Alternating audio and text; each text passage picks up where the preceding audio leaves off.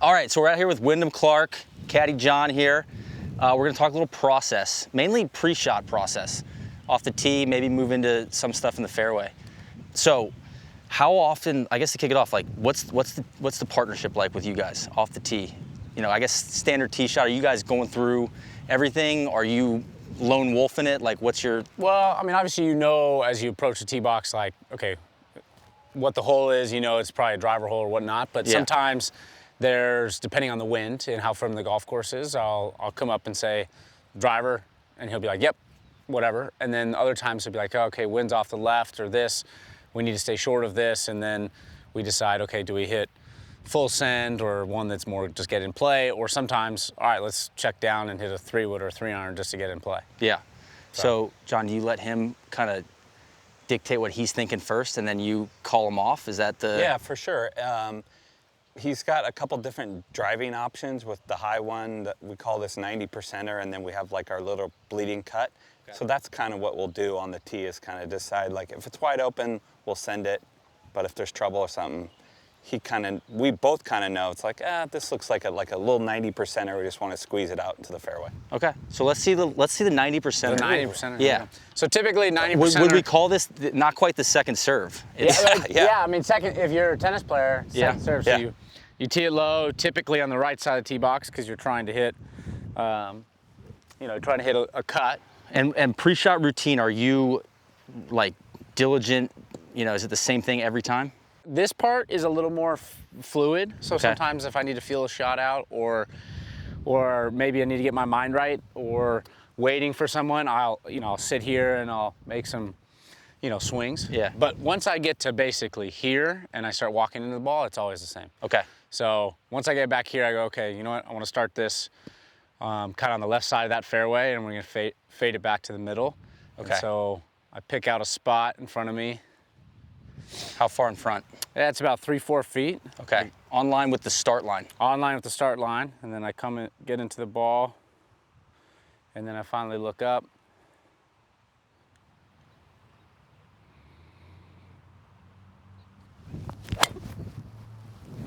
The straight ball. And that's the fairway finder, huh? That'd be pretty good, far fairway finder. That's a fun one. Mm-hmm. All right, let's see what you call the full send. The full send, yeah. So is that the proper terminology for you two? Yeah. The Sendy Boys anthem? Yeah, send it. So now I go from typically the right side tee box to more center to left side. So if you're gonna go all out, you move it over? Just simply because when I go on the right side, that's when I want to hit a cut, and so I make more of a cut swing. So when I full send, I don't want it to be too much of a cut. So as you come to the center, to the left side, your brain kind of naturally sees more of a straighter to draw shot. Not that I hit a draw, but just more straight. Okay. So I'll be over here, it's the same kind of thing. I just kind of feel it. And then get back here. And so now instead of being on the left side of the fairway on the start line, I'm more down like the left center, because I still cut it. And then I just see the shot, and then I do the exact same thing. It's just now the ball's teed up higher, and I'm gonna swing a little bit harder.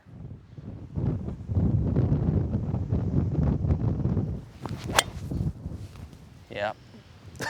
That's full send right there. That's full send. That thing's still rising. Any change to your setup, like shoulders, when you're trying to, like, you close anything, or it's the same swing, just harder? I mean, it's essentially the same thing. It's just the tee height, and then I would say, if anything, on the fairway finder, I might get a little more narrow with my stance. Yeah. And like closer to the ball. Okay. But outside of that, like, the setup's the same. It's just swing speed is 90%, so 90% is more of just me slowing down and just feeling like it's softer. And then the tee down part helps me keep it low and typically cut it. Okay. You have a trigger in your swing? When it's going well, like a feel, or? No, not as much actually. If I get into it, I don't really have a trigger. I mean, I sometimes have a couple waggles, but I really just, once I get over it and feel really comfortable to where I'm aiming, then that's when I take it back. Yeah. So, I mean, some guys have triggers. Mine's more just once I feel in the spot where my body feels good and comfortable, then I go. What do you think when he's not hitting it well? What are you looking for? Like rhythm. If he's, I guess a fault maybe would be he aims too far right. So those are just kind of the few things I look for. If he has good rhythm and has good setup, usually it's going to be okay. If I see him going fast or swinging fast, then I might say something. Like, those are a couple of the keys that we, or at least I look for when we're out there under the gun. You ever hit a draw? Off the tee with driver, that's like less than 10 times a year. Okay. But yeah, I'm predominantly cut, and I think with driver it's the better just to have one shot shape, because I think it's more consistent versus changing your swing so much to hit. You know, hit a different shot can kind of screw it up a little bit. Yeah. I've heard you talk a lot about bounce back stats and how you like those. So you're coming off, you just made double back there. What Jeez are you? Louise, we're playing terrible. Well, just let's just hypothetically, Okay. he made bogey. Bogey, I like that But better. a bad bogey. Yeah, it was a bad bogey. And you're a little hot. What's like? How are we resetting? I think the best thing is to come back to your process. Okay. And to honestly just observe what happens. Say, okay, that sucked. What did we do there? Don't judge yourself on it. You come back, and then we go through our process and go, okay, we got to do the same thing, not let that affect us at all. Because when, making a bogey never really hurts you. It's when you compound errors by making a bogey and then another bad swing and then another bogey. And then you start on a downward spiral. So Brother, you really try to stop it. You really try to stop it right as soon as possible. So we always talk about it, players in all sports, process. So you come back and you get back into your process, which gets you back into that good state of mind. And then hopefully you pipe a tee shot and then you forget about it and birdie the next hole and bounce back. What about post shot? Yeah, post shot is also something that people work on, and I've worked on. Is typically, I always try to give myself we call it the 10-second rule. Okay. You can be mad for 10 seconds. You can say whatever you want. You can show emotion. But after 10 seconds, you're walking and you're now focusing on what the next shot is. And that's huge, because sometimes that can fester longer, and that's really hard to... Yeah. I mean, there's times when you make a dumb bogey, say you 3-putt, it's hard to not, have that affect you. But if you think about the 10-second rule, you go, okay, I'm pissed, I hate it, that sucked. And then you go, okay, we're back. Now we got to hit a good tee shot. I'm great. All the good things you want to say to yourself. Where do you fit in here? Do you give him space, or are you does he not want to hear come on, pick it up? Is that going to get a glare? Each day is different. Sometimes I'll needle him, sometimes I'll push him, sometimes I'll tell him how bad it was, and sometimes I'll almost coddle him a little bit and tell him it's all right. But he hit it on the nose. The best thing to do, if you have a good process, a good routine, you can forget about that and know this next hole is more important than the one we just played. So, I kind of find the balance of what needs to be said and try to move everything forward. Yeah. All right, we'll take it up the fairway. Hit a couple up there. Let's go. All right. Well, I'm curious. You guys, are you chatty up the fairways when things are going well, or are you more locked in?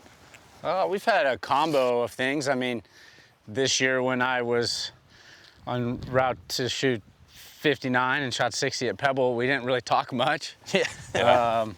The pitcher at the end of the bench? Yeah. Don't mess with him? Do you know you're about ready to shoot 59? Yeah. So I'm going to stay back here. Yeah. So he was kind of quiet. He's never really that quiet. But then other times, at LACC last year at the Open, we were talking the whole time and just chatting it up. So it kind of changes. I would say it's depending on where you're at, but typically I do better when I'm talking and having fun. Okay. So comfy pairing always helps. Yeah, it's funny as you think it doesn't affect you, but it kind of, if your game's really good, you're gonna play good regardless. But if your game's just kind of, it's middle of the road, sometimes having that good pairing can kind of get you in that good mindset to then start making birdies and feel good about it. All right, so walk me through when you and John walk up to this, just kind of the process of what do you evaluate first? Is it? Well, first off, distance. 160. 160. Then we go, so you go first yardage. Yeah. Then you go, okay, lie. And you assess, okay, is this a jumper? Is this gonna come out heavy? Is it gonna come out no spin? Is it gonna spin? And you assess that, and then you go, okay, now the wind's off the left. And then you come to, okay, you know what? I think this ball could jump a little bit. And then we decide our club. And then, well, actually, before that, we even decide the shot. Then we decide the club. Yeah. So you pick the shot shape first. Yeah, shot shape first typically of like, okay, we want to do this, and then we go, okay, I think that's best to go with, you know, right. Or we'll decide like maybe long might be terrible here, so we'll add that in before we pick the club, because it looks like if you came up just short here, it wouldn't be that bad. Long looks pretty steep, so long wouldn't be a good option. So we might pick a club that if it didn't jump or it did jump, it stays short. Okay. Pretty much as simple as it gets. Yeah. If you hit it in trouble and you're in a bad position, get out of trouble and put yourself in the best possible spot to make a par. Yeah. And I so- don't think people realize how much you guys are like, it's like a aversion game, avoid. Yeah, like, it really is. Like right? bogey Playing away from avoidance. trouble. And it, because you know, we get the highlight reel on TV of like, you guys are burying 40 footers. It's actually most of the day, it's you guys playing away from trouble. Yeah. Well, and the reason we're burying 40 footers is because we hit it 40 feet away from the cup, which is away from Where the you water, want, which is the scary side, and then you make a putt. Yeah. And those are the days you play good. But it's crazy, like if everything was the same, a great day on tour is because you made a lot of the 15 to 30 footers, versus a solid day is you just didn't make them and you shoot 3-4 under, and the great days are 7-8 under because you made the putts. I mean, that's ideal. It's just, I've gotten back into competitive golf recently, and it's so, the patience of it is, you know, because when you go play match play or whatever, like, you know, you're scooping, you're double bogey max, whatever. It's like you go play, there's no safety net. No. It's like a really different mindset on playing away from trouble. Yeah. I mean, there's certain courses that you're kind of, all right, we're going to play really aggressive, and but that's very rare on the PGA Tour, even though guys might shoot 20 under in the week. I mean, if you think about it, 20 under is 4 to 6 under a day, and you get to that number. I mean, if you play really smart, that's only, I mean, you're not like you're birdieing making the 10, par fives, and you it's not like you're making get 10 one or two more birdies every round. It's more like you're making 6 birdies and you make 1 bogey and you shoot your. You avoided all the bad stuff. Don't go backwards. Exactly. All right, so let's walk through this one. What was the yardage? 160. 160. So we typically, you know, are hitting our 9-iron between 160, 165, depending on heat and sea level and all that stuff. So elevation, is that 60 with elevation? Yeah, exactly. Yeah. So I got a 9-iron here. This lie looks like it could jump a touch, and the wind's out of the left. Because it's 160, I hit a 9-iron about 160. Yeah. And the jumping, I'm gonna probably hit a softer 9-iron, and we're gonna aim this a little left, allow the wind to take it, and hopefully leave it up there kind of short. Looks like short and right is probably the best spot. Yeah, it looks pretty good, yeah. And this hill in front of us doesn't matter. I mean, if it was a really bad lie and we're looking at US Open rough, it would be a totally different thing. Sure, You'd be concerned about this, you'd be concerned about a lot of different things, but because we have a good lie, we're more concerned about our leaf. Okay. All right, here we go. So that target is what? I'm gonna start it probably just inside the bunker line on the left. So let's call it the right center of that left bunker. And like 150. Okay. Because it's in a jump. Damn, right at it. It's perfect. Well done. Might actually go in. That's fun to watch. All right, let's try the hook or the slice around the Sliceroo. the tree. That's pretty good, by the way. Yeah, that was nice. Good process, gentlemen. Jeez, don't act so shocked, John. I just watched the Open. I still can play golf, even though it didn't look All like right, we'll go back here, kind of on this flat. We'll stay in the fairway. But you feel like that's a good. Yeah, I mean, he would just go up and over, but if you want to hit like a little slice just for fun and pretend like, if there's nobody up there, you might. Okay, what about right here? Because this would be pretty hard to go over. Yeah, this would be. Yeah, you couldn't go. Yeah. So right here. Maybe right here, because I could probably slice it still. 100 yards, 107 yards. So obviously this spot's. No All right, ball. we'll set a scene. I mean, you know, we gotta make a good number here. So Yeah. like, So we're too close to the tree to go over. I mean, I could maybe go over it, but then it would be way short. And then obviously with the slope and your mind goes to, okay, let's slice it around because you always are like, I want to get it close to the flag. But then you got to think about, okay, if it doesn't slice, now I'm long that's left. kind of the bone zone up there. And then you're in the worst possible spot. So you go, okay, you know what? Let's eliminate that. And so then Caddy comes in because that player goes, I can hit that shot. And Caddy goes, yeah, 1 out of 20 times. And then Caddy comes in and says, let's put it in the best spot to get up and down. So now we're looking at going the low shot and trying to get it to a spot. Yeah. So if it gets over that bunker, great. And if it not, doesn't, we can we play get that from up there. and down. Yeah, for so sure. I mean, I mean, John and I would talk about it. We'd go through, and he'd go, honestly, I think you can cut it. I think I could almost get this on the green, and if not, it could go long right, which then you're chipping up the hill, and it's the easiest up and down. Okay, so let's try that. Let's see that. So, I don't know, what do you think, Tom? Little chip 8? Yeah, I was thinking 7, but just to So keep it 8 down. iron that you want to basically go 95 yards? Yeah. Yeah, He's trying to chase it up that right side. Yeah. He's got to skirt that left side or it's going to go in that right bunker. But even if it got in the right bunker, we're chipping it uphill into the wind, which wouldn't be that bad. He's going to probably push the envelope a little bit and try to sneak it on the green. And if it went a little long, it'd be all right. Yeah. So here we go. Look at that hop. Oh my God, he did it. Yeah, so that would be ideal. Yeah, that'd be. So now we're back up the hill. Yeah. Yeah, you guys are making it look easy. Yeah, so yeah. I mean, great process. Yeah, but see, here's the thing is, that worked out perfect. Yeah. But if it just went into the bunker, if it didn't, you'd be like, all right, whatever. That's fine. And instead of being up on the hill and you. Like this shot is like the hero shot, and you'd maybe pull it out. And Yeah, he could probably get it on the left side of the green, like with a big fade with the left to right wind. I mean, let's see it. Jeez. But where would I need you to make. Let's say you need to make birdie, right? Need to make birdie. Yeah. Final hole. Yeah. But it's where the bad one goes too, right? Yeah. It's like, so now we're gonna make 6. Yeah. When you could have just made a. Yeah. Which listen, that's a 4. lot of money. Yeah, you're right. All right, so this is I'm actually pretty decent at slicing it. Okay, you're still hitting 8 iron. You're not ahead of. I am. So. Okay. Well, because we're not going over, we're just going. So you're trying to almost like. So flight to really slice a short iron, you have to go. You have to Hit a high 56.